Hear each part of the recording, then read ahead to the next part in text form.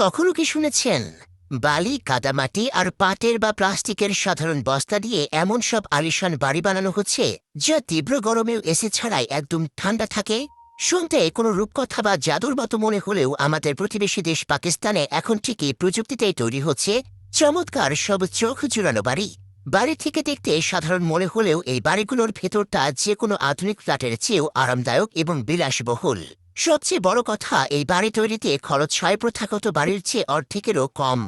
বাড়ি আর মাটির তৈরি বাড়ি বললেই মনে হতে পারে কাঁচা বা দুর্বল কোনো ঘর বুঝি, কিন্তু পাকিস্তানের মানুষ এখন যে ঘরগুলো বানাচ্ছেন সেগুলোর স্থায়িত্ব ও শক্তি যে কোনো কংক্রিটের দালানের চেয়ে কোনো অংশে কম নয়। এই বিশেষ নির্মাণ কৌশলকে বিজ্ঞানের ভাষায় বলা হয় আর্থব্যাগ বা সুপার অ্যাডোবি প্রযুক্তি। একটি সাধারণ বস্তা কিভাবে পাথরের মতো শক্ত দেওয়ালে পরিণত হয় তার পেছনে রয়েছে দারুণ এক কৌশল। বাড়ি তৈরির সময় লম্বা লম্বা বস্তার ভেতর ৭০ থেকে ৮০% বালির সাথে কিছুটা কাদামাটি এবং মাত্র ৩ থেকে ১০% সিমেন্ট একসাথে মেশানো হয়।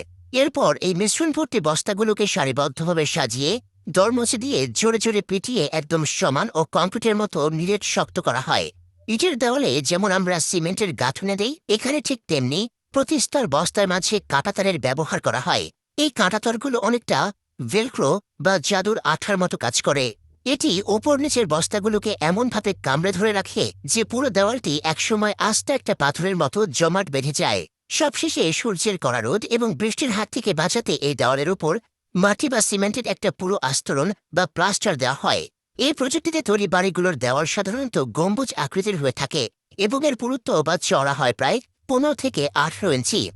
দেওয়াল এত বেশি পুরু হওয়ার কারণে বাইরের তীব্র গরম বা সূর্যের তাপ ভেতরের রুমে প্রবেশ করতে পারে না। ফলে বাইরে যখন ৪৫ ডিগ্রি তাপমাত্রা ছুঁয়ে পড়ে, ঘরের ভেতরটা তখন এসি বা এয়ার কন্ডিশন ছাড়াই প্রাকৃতিকভাবে দারুণ শীতল ও আরামদায়ক থাকে।